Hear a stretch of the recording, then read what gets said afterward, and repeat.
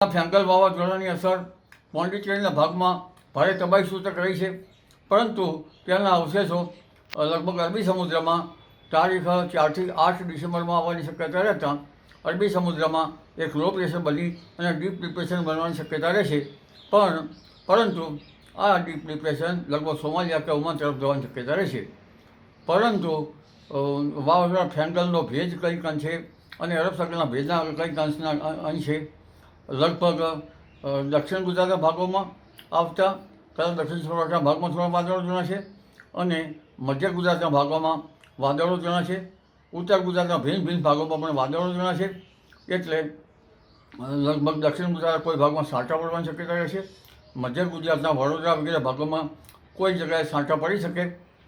પરંતુ ત્યાર પછી પણ બંગાળ ઉપસાગરમાં લગભગ તારીખ 15 થી 20 કે એ આજુબાજુમાં બીજું એક લો પ્રેશર બનવાની શક્યતા છે. કદાચ ડીપ ડિપ્રેશન બની શકે, કારણ કે સમુદ્રનું સી ટેમ્પરેચર લગભગ 29 ડિગ્રી સેલ્સિયસ જેવું છે.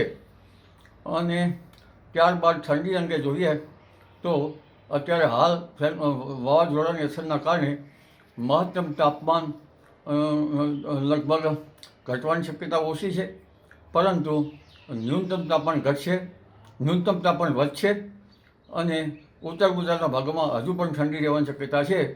કચ્છના ભાગમાં ઠંડા પવનો ફૂંકાશે, પણ મધ્ય ગુજરાતના ભાગમાં ન્યૂનતમ તાપમાન 18 ડિગ્રી સેલ્સિયસ જેવું, લગભગ સુરતના ભાગોમાં 16 કે 18 ડિગ્રી સેલ્સિયસ જેવું અને વલસાડના ભાગમાં ન્યૂનતમ તાપમાન 20 ડિગ્રી સેલ્સિયસ જેવું, જૂનાગઢના ભાગોમાં ન્યૂનતમ તાપમાન 16 ડિગ્રી સેલ્સિયસની આસપાસ અને રાજકોટના ભાગોમાં ન્યૂનતમ તાપમાન લગભગ 15 ડિગ્રીની આસપાસ, જામનગરના ભાગોમાં ન્યૂનતમ તાપમાન 20 ડિગ્રી આસપાસ અને મહત્તમ તાપમાન 30 ડિગ્રી સેલ્સિયસ આસપાસ રહેવાની શક્યતા રહેશે.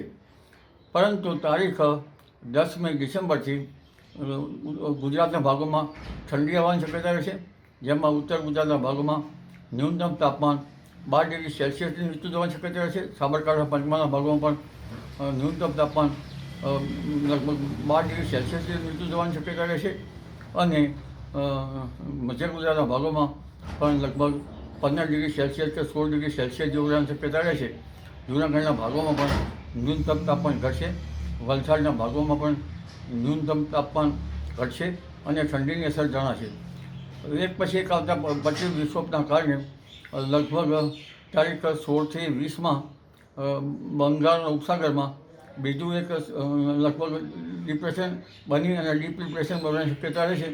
તેનો માર્ગ કદાચ દક્ષિણ પૂર્વીય તટો પર રહેવાની શક્યતા રહેશે, જેના ભેજના લીધે પણ અને બંગાળના ઉપસાગરમાં પણ આ સ્થિતિ બન્યા પછી અરબી સમુદ્રમાં પણ તારીખ 14-15 ડિસેમ્બરથી 20 ડિસેમ્બર આસપાસ એક લો પ્રેશર બનવાની શક્યતા રહેશે.